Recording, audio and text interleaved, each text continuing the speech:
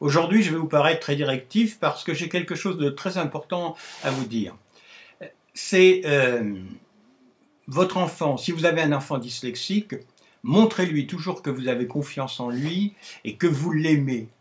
Soyez les personnes auxquelles il peut vraiment, sur lesquelles il peut vraiment se reposer. Je vous explique. Moi, j'ai vécu ça, c'est-à-dire que j'ai toujours été rejeté, enfin en conflit avec mes parents, parce qu'ils me trouvaient fainéant, parce que j'avais de mauvais résultats à l'école. Enfin bref, ça se finit même très mal à la fin de leur vie, vous voyez, c'est un rejet complet.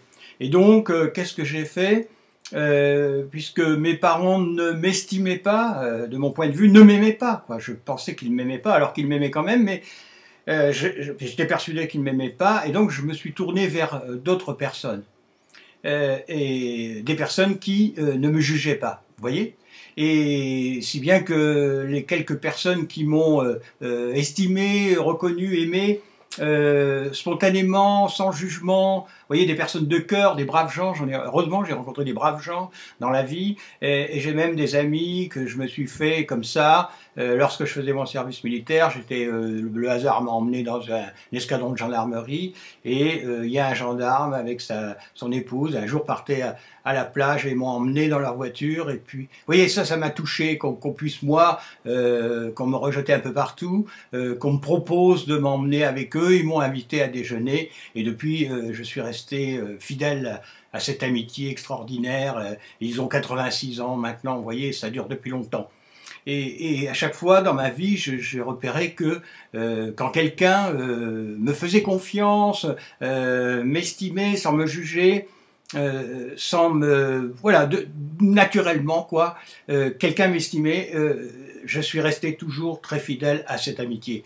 Et pourquoi je vous parle de ça? Parce que d'un enfant, si jamais ses parents si ses parents ne sont pas ses références, c'est-à-dire les personnes qui l'estiment, auxquelles il peut vraiment, enfin il croit en lui, quoi, en fin de compte. Hein. Même s'il est dyslexique, croyez en votre enfant.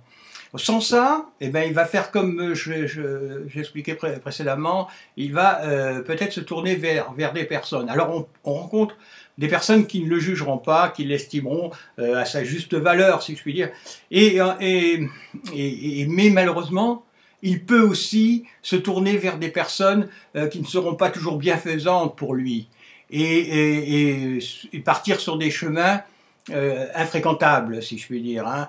Ça ressemble à, vous savez, un peu comme quand on met un adolescent dans un milieu carcéral et qu'il se retrouve avec des crapules, eh bien, c'est pas du tout bon pour lui. Il y a ce risque pour vos enfants. Donc, il faut vraiment établir un climat de confiance, mais vraiment, même si votre enfant est un cancre, même si vous vous inquiétez énormément en vous disant il n'arrivera pas à grand chose dans la vie, il n'aura pas de diplôme, c'est une catastrophe. Vous savez qu'en France, on a cette folie des diplômes. Écoutez, moi je suis dyslexique. Vous voyez, si j'avais suivi le chemin de tous mes copains qui ont réussi, eh ben, je serais chômeur peut-être à l'heure actuelle. Alors vous voyez que, hein, bon, à étudier quand même de près, si je puis dire. Bon, assez parlé de moi, mais c'est très important ça. J'y pensais ce matin, je faisais le tour des gens que j'ai rencontrés et qui m'ont estimé, quoi. Et en fin de compte, en m'estimant, je suis remonté dans mon estime. Donc c'est très important que ce soit vous plutôt qu'une tierce personne. On ne sait jamais sur qui l'on tombe.